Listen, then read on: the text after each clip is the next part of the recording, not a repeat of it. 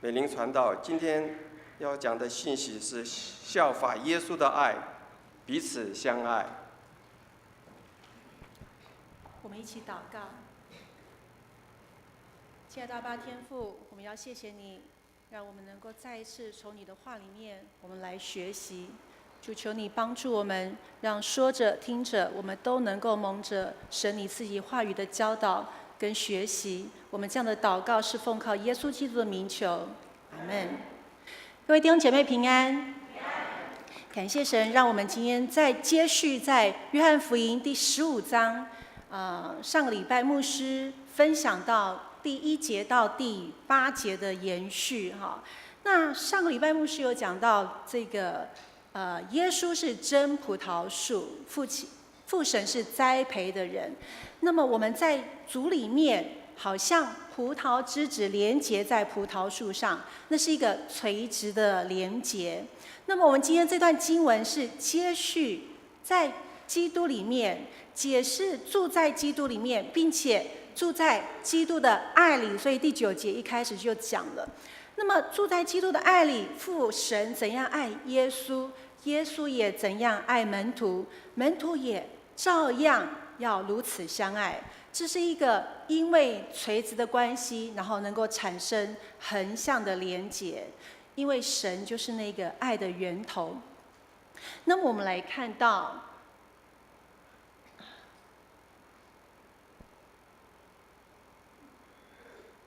到第9节的时候，耶稣呢，他就开宗明义的说道：我爱你们就像父爱我一样，你们要常在我的爱里。那么换句话说，天父怎样爱我们，那么天父怎样爱他，他就怎样爱我们；天父怎样爱他，他就怎么样爱我们。我记得我小的时候，我们家养过几次狗哈。那从小呢，我们家父母亲表达爱的方式很不一样。那我父亲是那种溺爱型的，就是对我是非常溺爱的，所以我印象中从来没有处罚过我。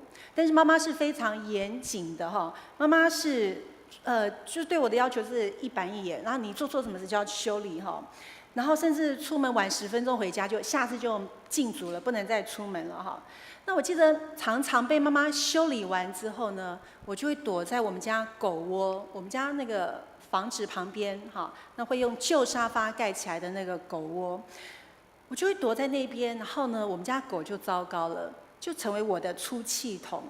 好，那所以呢，小时候我们学习大人的爱的方式是父母亲大人怎么爱我们，我们就怎么样来学习这样的爱。好，因为世人的爱不完全，所以世人的爱有时候会带来伤害。那我记得我要结婚的前一天，我的父亲把我叫到房间，然后就很慎重的跟我说：美琳啊，以后明天就要结婚了，那面对你未来的先生呢，绝对不要念他，绝对不要唠叨他。然后父亲讲完之后呢，就说：好，你可以走了。我就很莫名其妙，我爸爸怎么会突然讲这么一句话，然后就叫我可以走了。然后我就觉得好，然后我也不以为然。然后一直到我结婚一段时间之后，我突然明白我爸爸为什么要这样对我说了。因为有一次我就不知道为什么事情就开始念我们家先生，我就突然觉得哇，我好像我妈妈哦，那个念的方式简直是非常是一样。我才惊觉这样的事情的严重性，我们不知不觉就会拷贝了我们上一代父母亲爱我们的模式，然后对待我们的另一半，甚至对待我们的下一代，因为我们以为那就是爱。那么耶稣说：你们若遵守我的命令，就常在我的爱里，正如我遵守了我父的命令。到底耶稣的命令是什么呢？在第12节的时候，耶稣说：你们要彼此相爱，像我爱你们一样，这就是命令了哈。原来耶稣命令我们要彼此相爱，是像他那样子爱我们的爱来彼此相爱。因为耶稣基督知道我们人用自己的方式爱到最后，因为人不完全啊，人有自己的想法，人爱用自己的方式爱到最后呢，是遍体的鳞伤。所以耶稣基督他说：你们要彼此相爱，像我爱你们一样，这就是我的命令了。那么耶稣基督他不只是告诉我们要怎样相爱，他自己就成为爱的榜样。那么耶稣怎么样爱呢？耶稣说了一个前所未有的想法，他将门徒看作朋友，并且为他们舍命。另一方面，耶稣也说到了门徒作为耶稣的朋友，怎么样回应这样一个朋友，够称得上成为朋友呢？就是遵行他的话。所以耶稣在第13节的时候，他说：“人为朋友舍命，人的爱心没有比这个大的。”耶稣对我们的爱是为朋友舍命的爱。在保罗在这个罗马书第5章7到8节的时候，他说了这一段经文，我们可以一起来读哈，请。为一人死是少有的，为人人死。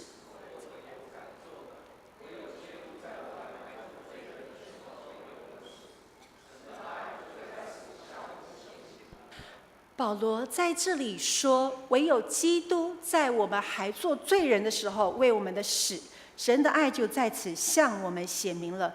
我们为一人死这个世界上有是很少的，为人人死，为好人死，或者有敢做的。但是耶稣却在我们还做罪人的时候为我们死，神的爱就在此向我们显明了。所以耶稣说，可是我们看到在约翰福音第15章，刚刚那13节，耶稣说：“人为朋友舍命，人的爱心没有比这个大的。”耶稣是用朋友来形容门徒。我们想，如果面对罪人跟朋友，态度跟想法会不会一样？不会一样哦。面对罪人跟朋友的态度是绝对不同的。面对罪人，我们是看见对方的恶，看见对方的错，看见对方的软弱，看见对方的黑暗的一面。但是呢，面对朋友是一种情谊，是一种接纳。所以我们看到耶稣在这里对门徒他们的身份的提升。好，我们每一个人都是罪人，但是耶稣看门徒却是用朋友来看待。我们看到，虽然我们跟门徒一样，我们是罪人，但是耶稣却愿意提升我们成为他的朋友。那么耶稣在第14节的时候，他给朋友的定义，刚刚我们有提到是遵行他的吩咐。这个吩咐原文的意思就是命令，好，也就是刚刚第12节耶稣说的，好，遵守我的命令，这就是耶稣基督的朋友。那我们看到刚刚讲到耶稣对爱，他这样子对我门徒提升了关系。所以第15节耶稣说：“以后我不再称你们为仆人，因为仆人不知道主的事，我乃称你们为朋友。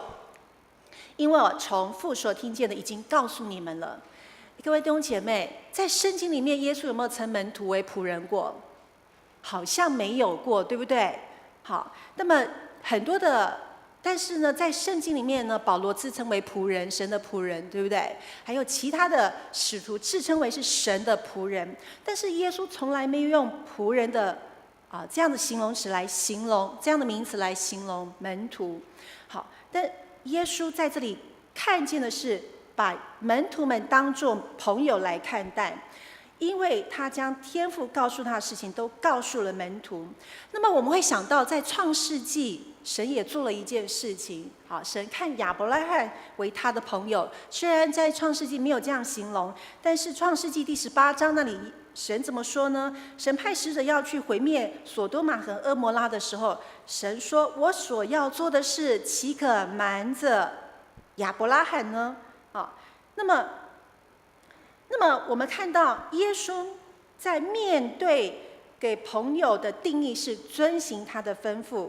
我们知道这个时候，其实这一段经文，约翰福音15章这段经文，其实耶稣已经是在逾越节晚餐过后，他们要出去，即将进入到这个橄榄山的时候，耶稣即将要去客西马尼园的时候，那么门徒其实耶稣告诉门徒很多的事。耶稣告诉门徒，他即将要受死，那么即将有人要卖他，甚至呢，他们走往客西马尼园。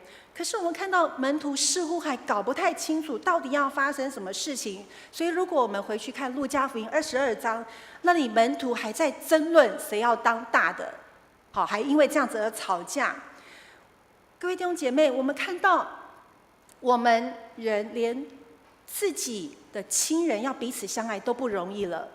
好，那么更何况门徒们其实是来自不同的背景，他们当中有税吏，还有呢渔夫，还有呢，还有这个奋锐党人。什么是奋锐党人？奋锐党人是可以说是当时的恐怖分子。他们为什么叫恐怖分子？因为他们身上随时会带着刀，准备要攻击罗马人。好，所以他们呢，可是我们看到门徒当中还有税吏，税吏的职业是怎么样？为罗马人效力，对不对？好，那么他们当中还有一位卖主的犹大。我们来看见，在门徒当中，他们要彼此相爱，真的很不容易。怎么样能够达到耶稣的命令呢？那么，甚至呢，我们看到很难，甚至那一晚，当耶稣被抓的时候呢，门徒们都四散，门徒都跑了，但是耶稣仍然称他们为朋友。这就是耶稣基督的爱。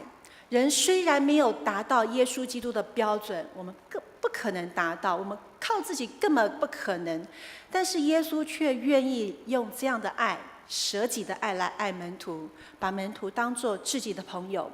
那么约翰一书刚刚我们读经也有读到，读经员也有帮我们读到约翰一书第4章10节，那里说，不是我们爱神，乃是神爱我们，差他的儿子为我们的罪做了挽回祭。这就是爱了。不是我们爱神，我们根本没有办法爱，我们根本没有活出爱，没有办法这样活出爱。虽然门徒暂时达不到朋友的标准，但耶稣复活之后，我们看到门徒们一个一个为主来寻道，他们为了爱神爱人而付上了生命的代价，他们活出了耶稣对朋友的价值跟标准。我们再来看，这不只是一个关系的提升，这更是一个新的命令。上个礼拜牧师也有讲到，这是一个新的命令，因为在约翰福音13章那里就讲到，我赐给你们一条新命令，乃是叫你们彼此相爱。我怎样爱你们，你们也要怎样相爱。这为什么叫新的命令呢？因为爱的方式不一样了。因为在旧的命令呢，是爱人如己，要爱人如己。很多时候，我们人都没有办法爱自己，我们怎么能够去爱别人呢？我们用错误的方式来爱自己，我们又怎么能够用对的方式来爱别人？所以新的命令，耶稣是他怎样爱我们，也要我们怎样彼此相爱，不是用我们自己爱的方式，乃是神的爱的方式。还有我们看到新的命令是跟旧的命令是不一样的，因为新的命令是永远长存的。耶稣基督到如今还是这样爱着我们，甚至在圣经里面，我看见耶稣基督坐在天父上帝的右边，还在为我们祷告。各位弟兄姐妹，我们爱常常是有阶段性的，对不对？孩子很小的时候很可爱，对不对？好可爱，好可爱哦！但孩子长大的时候不可爱，为什么？有自己的情绪、脾气啊，还有自己的想法跟意见，哇，不乖了哈！所以我们的爱就会变质了。其实我们里面没有变质，但是我们的态度就变质了。我们的态度变质的时候呢，这个爱表达出来，可能就是伤害、冲突哈，甚至就是不断的冲突跟伤害。所以这个新的命令到现在是长存在我们当中的。我们再来看这个命令是怎样的命令呢？是一个付上代价的命令。爱是要付上代价的。之前我听过一位师母，她分享她的孩子小的时候呢，有一次她的孩子感冒，然后呢鼻子不通怎么办？用吸鼻涕，气好像也吸不起来，她就自己用嘴巴去吸孩子的鼻涕，吸通了哈，小孩子就比较舒服。没有当过妈妈的会觉得恶心，可是当妈妈的就能体会，她这么做是因为爱。爱是要付上代价的。耶稣基督为我们付上极重的代价，就是舍己的爱。那么其实在付上代价，另外一个平行的就是责任的爱，爱也是责任。我们华人的爱有很多的模式，特别是少子化之后呢，我们更看见溺爱、纵容的爱，甚至还有牧师常讲到掐死人的爱，抓得死死的。耶稣说：“有了我的命令又遵守的，这人就是爱我的。爱我的必蒙我父爱他，我也要爱他，并且要向他显现。”耶稣这样的爱，也是希望我们能够回应他的爱，就是遵行他的命令。不是说耶稣在这里是说，不是说我这样爱你们，所以你们也要这样爱我。如果这样的爱呢，是变成有条件式的爱，对不对？我们人的爱常常是期待对方回应我，我这样爱你，你也要这样爱我。但是我们看到耶稣强调的是，我这样爱你们，因为天父这样爱我，我这样爱你们，所以你们也要彼此相爱。所以我们看见耶稣对我们的爱是希望我们责任性的回应，不是说要我们回报他，而是让我们也能够经历这样的爱之后，也能够来彼此的相爱。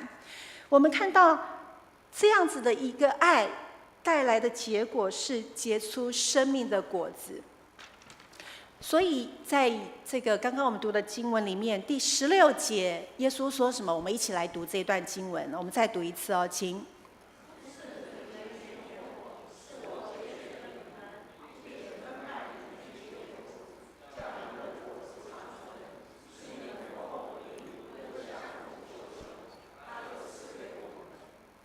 这里讲到，不是你们拣选我，是我拣选你们，并且分派你们去结果子。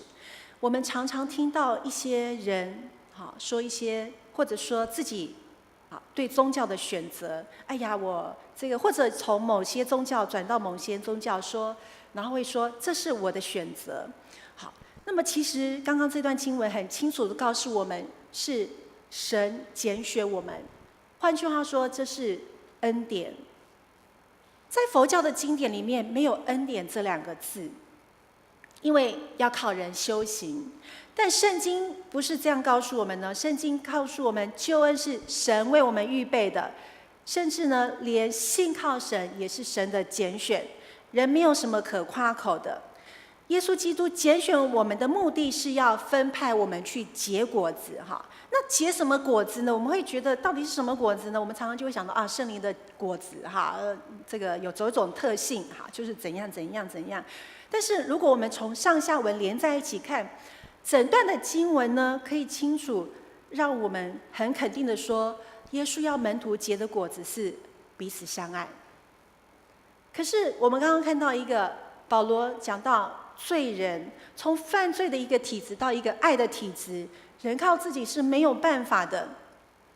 我记得有一次松柏团契我们就那个松柏就邀请到洪章兄来分享，那洪章兄就带大家分享怎么样拈花惹草，不是那个到外面拈花惹草，而是说，我们教会，我不知道大家有没有注意，我们的教会的不管是顶楼或者是我们的外围的花植物照顾得非常好除了我洪章兄，还有庆章兄，还有一些弟兄姐妹在默默的付出，所以他跟我们分享怎样拈花惹草，怎么样去照顾植物。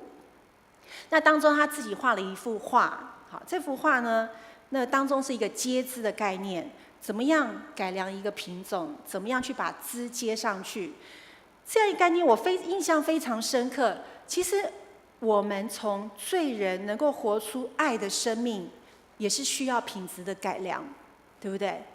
好，那么这唯一改良的方法就是住在耶稣基督的爱里面，也就是遵行耶稣基督的话。所以第15章第7节，我们上礼拜读的那一段经文，他说：“我的话，耶稣基督说，我的话藏在你们里面。”那个藏在你们里面那个意思呢，吕正中译本翻译成留在你们里面。我的话藏在里面，不是只有偶尔进来进进出出，是留在你们里面。不是将神的话读过去就算了，而是留在里面的意思是什么？反复的思想，常常的思想，并且呢，因为这个神的话成为有神的爱的动力，使我们能够行出来。慢慢的，我们的生命的体质才能够改变，才能够活出这个彼此相爱的生命。所以耶稣基督说，第11节他那里说：“我将这些事我已对你们说了，是要叫我的喜乐在你们心里，并叫你们的喜乐可以满足。”这里告诉我们，当我们住在耶稣基督的爱里，遵守了他的话之后呢，就能够活出彼此相爱的生命。我们自然会因为这样的生命这样子而感到喜乐满足。我们常常会说喜乐跟快乐不一样，对不对？大家也都知道，喜乐是什么？快乐是什么？快乐是因为环境，因为怎么样快乐是因为环境造成的。但是呢，喜乐却不是因为环境的影响。喜乐纵使是不管环境怎么样，我心里面仍然是能够从基督里面那个喜乐的泉源一直涌流出来，直涌到永远。这样的喜乐才是我们一生值得追寻的。我们看到这个社会有太多的冷漠，为什么社会有很多的冷漠呢？因为人受了很多的伤害。我们在这里要注意到耶稣爱的对象。耶稣讲到说：“我怎样爱你们，所以你们也要怎样彼此相爱。”耶稣在这里讲的爱的对象是门徒跟门徒之间，因为门徒跟门徒之间，上周讲到住在基督里面，因为住在基督里面，住在基督的爱里面，才能够经历到基督耶稣的爱。那么才能够有这样的爱来彼此相爱。所以呢，也唯有耶稣基督的爱，这样舍的命的爱，才能激励我们，使我们彼此相爱。所以这样的爱也只有在耶稣基督要求是对门徒要求，换句话说，对我们来讲是怎么样？对基督徒和基督徒之间的要求，要彼此相爱。因为唯有我们经历神的爱，我们也才知道怎么样来爱人。所以，我们当中若还没有信主的还没有信主的慕道友，那么若你也愿意让基督爱成为你生命中的爱，也真的邀请你能够来接受这位爱的源头的主，让我们的生命也能够学习这样的爱。所以，这个爱不只是在门徒跟门徒之间，耶稣并非是要我们这样的爱去对非基督徒的要求，因为没有基督的爱是没有办法活出这样的爱。所以，愿我们每一个人都能够与这位基督的爱连结，才能够活出这样的爱。再来，我们看到的是这样的爱是一个见证，活出见证。有一次，有一位姐妹跟我分享，她说，有的时候教会没有人敢服侍，没有人愿意服侍，是因为看不见服侍中的喜乐，好像是服侍是很多重担。其实服侍不是应该这样子，对不对？因为是我们知道我们服侍的是何等的荣耀的神，所以服侍应该是喜乐的。可是为什么会那么多的重担呢？那今天我们不是讲到服侍，我们是用这样子来看。其实很多的时候，我们彼此相爱是一个生活和体质，是吸引人的。如果教会是因为神迹奇事，是因为疾病得医治，是因为问题得解决而吸引人来，那么这教会跟世界上其他的宗教没有什么两样。因为在其他的宗教，这些东西也可以在其他的宗教里面得着满足。那唯有无条件的爱，所以爱，当门徒们彼此相爱的时候，也是见证基督在当中，见证了这样一个爱。所以保罗在哥林多后书第5章14节到15节，这段经文我们一起来读，请。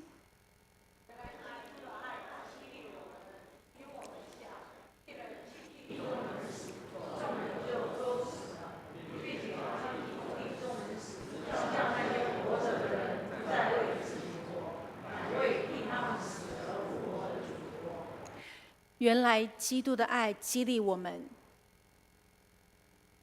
我们所做的这一切事情，是因为基督的爱激励我们，不是因为我们靠自己可以，因为我们想，一人既替众人死了，众人就都死了，并且他替众人死，是叫那些活着的人不再为自己活，乃是为替他们死而复活的主而活。各位弟兄姐妹，基督耶稣说，人为朋友舍命，人的爱没有比这个大的。我们真的很难达到这个标准，包括我也是。人真的很难达到神的标准。耶稣告诉我们，他自己做了榜样，而且是最高的榜样，所以他有权柄对我们这样要求。当我们真的爱不下去的时候呢，在第16节的时候，那里耶稣说什么？使你们奉我的名无论求什么，他就赐给你们。当我们住在基督的爱里时，我们的祷告就会按着神的心意来求。所以无论我们求什么是合神心意的，神就必成就。因此，倘若我们真的爱不出来，我们向神祷告，求神帮助我们，那么神必要成就，他必定会帮助我们。当我们看到爱是基督徒生命的本质，本来我们不是这样子，但是因为我们跟神连结，这样的爱成为我们生命的本质。然而耶稣在这个15章前面第5节，也就是上周我们读的，耶稣说，离了我，你们就不能做什么。真的，在我们生命当中，我们若离了神，我们就不能够做什么。基督徒的生命唯有连接在耶稣基督里面，我们的生命就自然能够活出彼此相爱的生命。怎么样连接？刚刚耶稣也说了，在圣经里面，我们刚刚读的经文里面，常思想神的话，让神的话成为我们每一天的生活，浸泡在神的话里面，亲近神，好让我们能够来活出耶稣基督这个爱的命令。我们一起来祷告。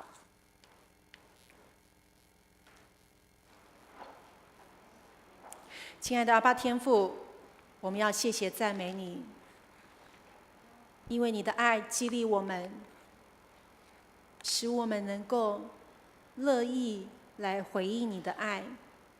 不是我们自己能够爱，乃是因为我们的生命与那爱我们的神，爱我们的那个爱的源头来连结，使我们有力量能够来爱。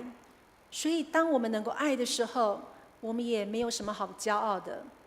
当我们爱不出来的时候，主啊，求你帮助我们，让我们再一次回到你的里面，让我们再一次思想你自己的话语，好让我们真是能够活出彼此相爱的生命。我们这样的祷告是奉靠耶稣基督的名求，阿们。